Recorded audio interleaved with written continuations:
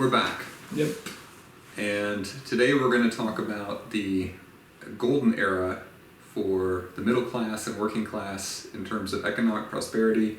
This is approximately 1945, right after World War II, to about 1980.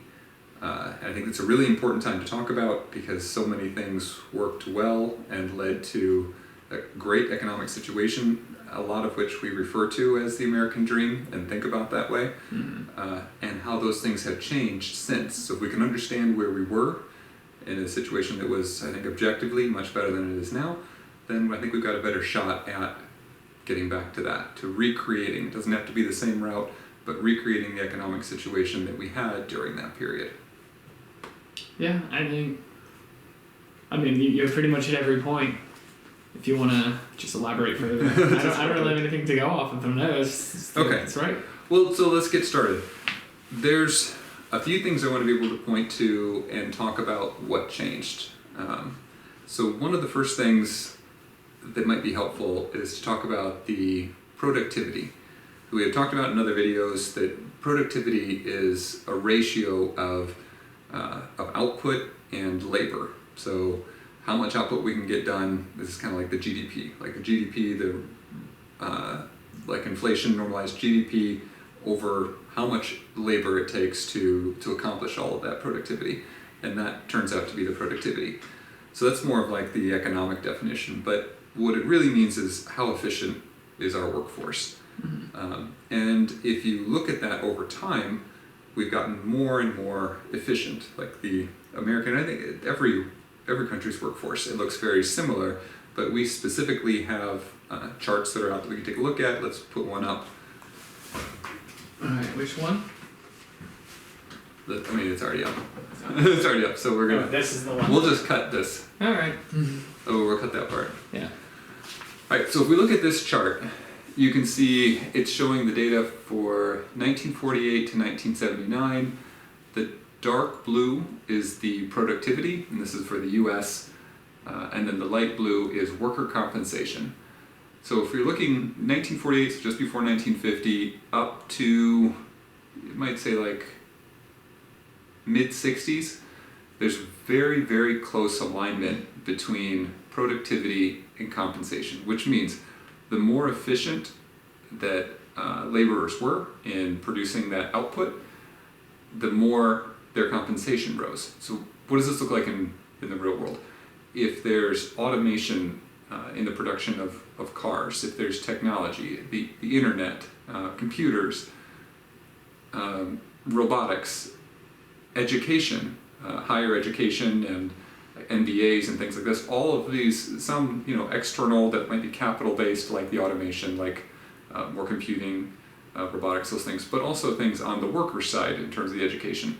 All of those things lead to higher productivity.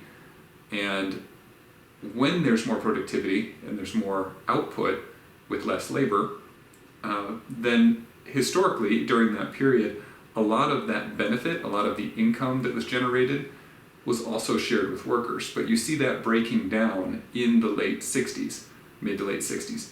And there's just a little bit of divergence at first, and then over time you see that gap widening and widening and widening. So what does that mean also?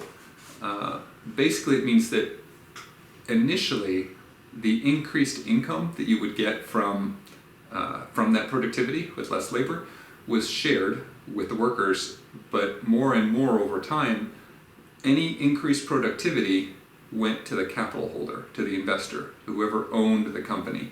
And so now you see this very large gap when you're up to like 2020, 2025, where there's more productivity than ever, but wages have effectively stagnated, or they're just growing by a little bit.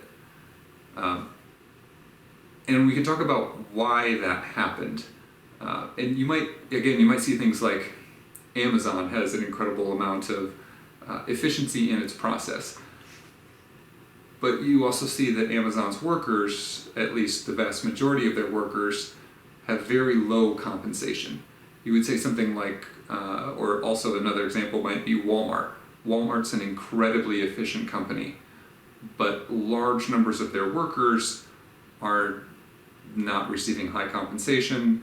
I think it's relatively well known that there are a lot of workers at Walmart that are working full-time and still qualify for government benefits. Mm-hmm. And so there's a compensation issue even though productivity is very high. Let's look at the next chart real quick. So we're going to look at a similar scope of time here. And you can see you've got, we'll look at the blue line first, because this is, I think, the most important metric in my mind. There's various versions of this, but here we're looking at the share of income going to the top 10%. Because the top 10%, a lot of the income going to the top 10% is actually coming from wealth, then these ratios scale pretty well with the share of wealth going to the top 10%, except the share of wealth is actually even more extreme than the share of income. But when we look across this, we see that in the, say, teens and up through about 1940, there was a very high fraction of income and also wealth that was going to the top 10%, and that dropped off pretty significantly around 1940, and then it stabilizes for the next really like 3-4 decades. It stays relatively flat around, say, 36% of the total income for the US. And that's really key, because the next period, going up from, say, 1980 to the present, we have this upward trend. And an upward trend means that more and more of the income is coming away from the lower 90% and accumulating up to the upper 10%. That's not sustainable, so you can't continue with that indefinitely. That means there's less and less income for the bottom 90%. Imagine if this continues, you're going to go another 20 years forward. I think it's a process that can accelerate over time, so you've got to be especially careful in this range. I think historically, in periods like this, you have entered times of revolts, and that sometimes causes a reset. That's not the goal, not something that you want to actually have happen. But the other line that you're seeing here is union membership, and it's being displayed for good reason. These seem to go in closely together. You'll see there was very low union membership initially, back in the teens and up to about 1940, and then that increases quickly, and that seems to hold some of the share of income going to the top 10% to that level. So when we have a higher union membership, then more of the income is going to the working and middle class. And that's basically what we're seeing in this chart. And as that dies off, as you go from about 30% union membership down to where we are at now, around 10% union membership, then you see this decline of the income in the bottom 90%. This is something that's, I think it's very important. It's important it makes a lot of sense. And I think when I was growing up, and that was in, say, really in the 90s, unions, there was a lot of mixed messaging on unions. I think you don't hear about it as much now because union membership has dropped off and continued to drop off. But there's very pro-union and anti-union groups. And I think when you look back, or if it makes sense that companies that have no unions that they have to deal with are able to pay their workers less. Mm-hmm. And of course they would want that. Again, I wouldn't call it out as evil or something. It makes sense that there's an incentive.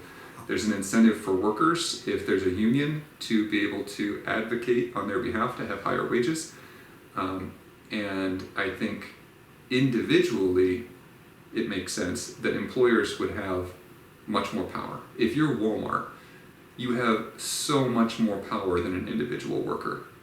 And so it's in your best interest to pay them as little as possible. And because that worker has no power, then they just have to accept it.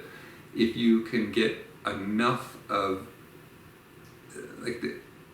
you don't need 100% of workers in unions for there to be an impact across the society, because basically you're competing with all other employment. So it appears that a factor around 30% is enough to set wages for given jobs so that you have to compete with union jobs. But 10%, where we're at now, is not enough to be able to collectively bargain and push that pay rate up. If you look at the top employers in the US, this is something I think will, again, is tied to this, at least for me. The top employers in the US, the number one is the US government. The US federal government employs more people than anyone else in our country. The next is Walmart, and the next is Amazon. For the federal government, it's actually illegal to, like, there are unions, but the unions are not allowed to really push on wages. They can make a recommendation, but they can't actually unionize and have walkouts or anything to push on increased wages. What happens if you do that? It's illegal. I don't know. I think because of that, that doesn't happen. Right? They're able to push for like telework abilities and things like that. However, all of those things, all of the things that the unions have pushed for at this point have been entirely overrun by executive orders. So it's unclear how much power they really have because they legally can't do certain things. Now, I say all that because at the same time, federal pay has decreased, at least over the last 20 years, federal pay has decreased by about 20% with respect to inflation. And we'll talk about in other videos why inflation is not the metric that we need to keep up with, because the total income for the US grows faster than inflation. And so if you're only keeping up with inflation, then you're still losing in comparison to the total income. So you're still having a smaller and smaller piece of the pie.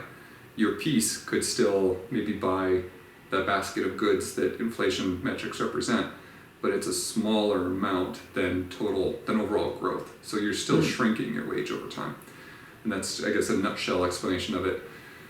But the point is, because there's no collective bargaining, because there's no power, it all, I think, comes down to power.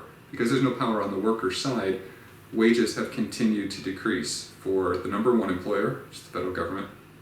Similarly, Walmart and Amazon both have been strongly against unions and have had major fights trying to avoid having any unionization within their groups, and are both known for having very large employee bases that are working even full-time, making wages that still qualify individuals for like federal benefits. They're not able to thrive and have full incomes, even though share prices are at record highs, even though profits are very high.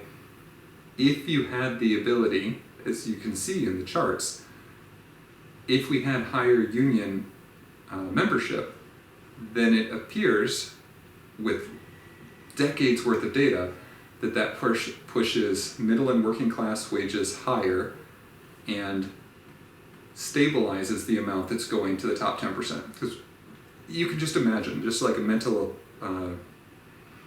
thought experiment, what would it look like if there was a union of all Walmart workers?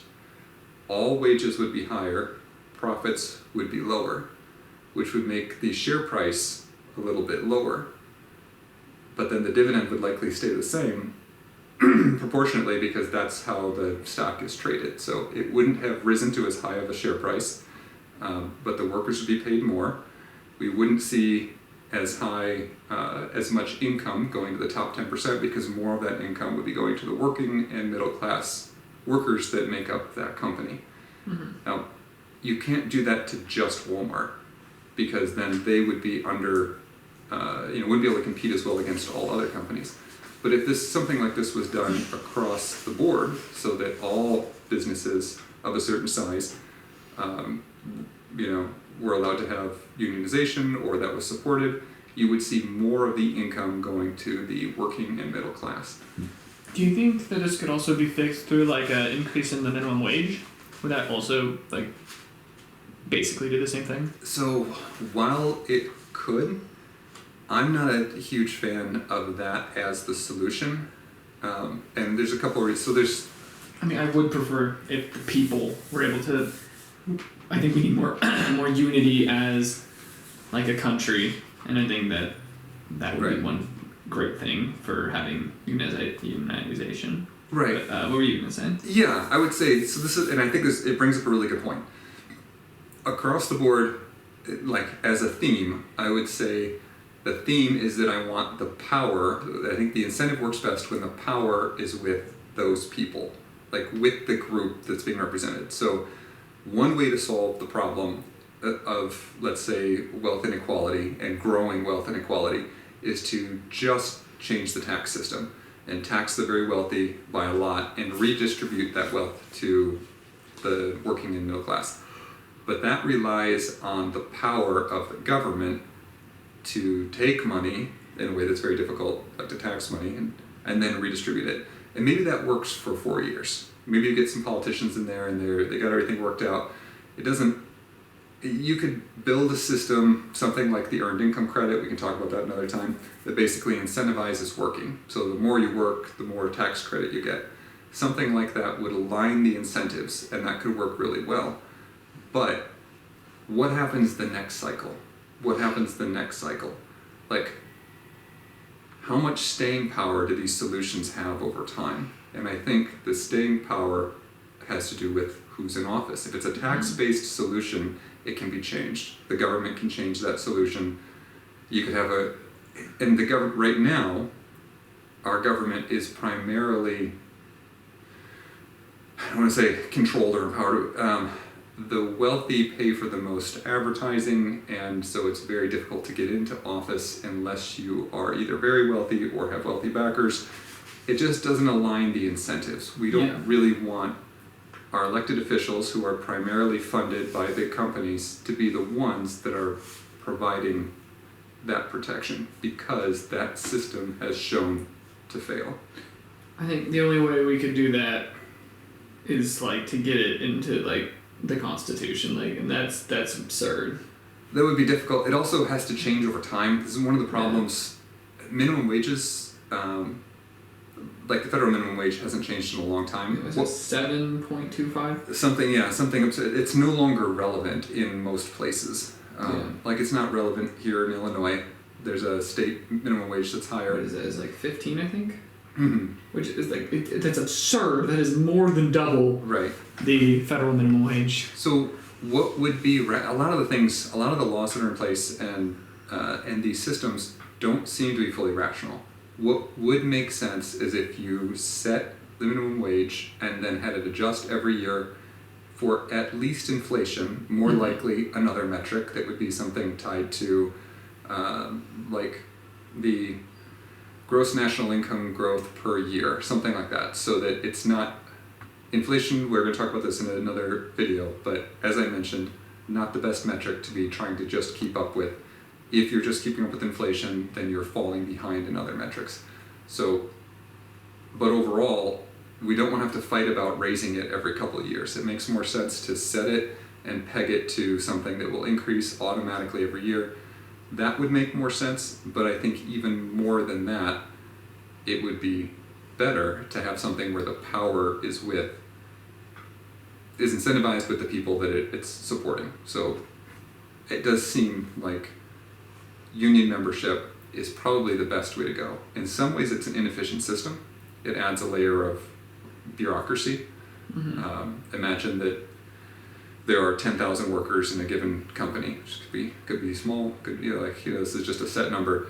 There's going to be some number of workers who are full-time union representatives or part-time it's waste in principle. Like they're not necessarily doing something productive, but in another sense, that's the only way to guarantee that overall there's fair representation and strong wages. So from a practical sense, this is better for society. And that's all that I really care about, is that it's practically the best use that gets us to the place in society that is better for the majority. Yeah, basically, how do we achieve the American dream? Basically. And how do we lock it? So we achieved it. This is, again, the sad part. Yeah. We achieved it and we lost it. It's not the same now. That doesn't mean that nobody can have success in the current economy, but it is harder. It does mean that if you have a distribution of people, a smaller number of them are going to have a successful time in the economy now. Yeah. If we want to get back to where we were, we need to readjust the system. Let's go to the final chart then. Yeah, that's what I was thinking. Okay, so briefly we're going to talk about the top marginal income tax bracket over time. And that's what this chart is showing here. You can see it's varied a lot. So this is, I put a caveat and I talk about this in some of the other videos. This would be for wage-based earnings. So you can see that it moved around a lot in the teens and 20s. Around 1935, this jumped up high to 60%, then 80%. And then right around World War II, we were up in the 90-95% range. If you look at that period between the 1950s and 1980, you can see that there's really a quite high tax rate on the highest bracket of income. As we've talked about in other videos, in some ways this is very limited, because if we're only looking at wages, this really only impacts workers. But overall, we can see that taxation on wage-based income was much higher during that period from 1950 to 1980. And these would have also been much higher brackets. So we're not talking about taxing average workers at rates that are this high, but there was overall a theme of taxing the very wealthy at much higher rates. So imagine if this tax bracket, if you were at let's say 1980, and it's about 70%, that bracket might have been starting at wage income that was over $1 million or over $2 million a year. There are not a lot of people that are falling in that bracket. That's much higher.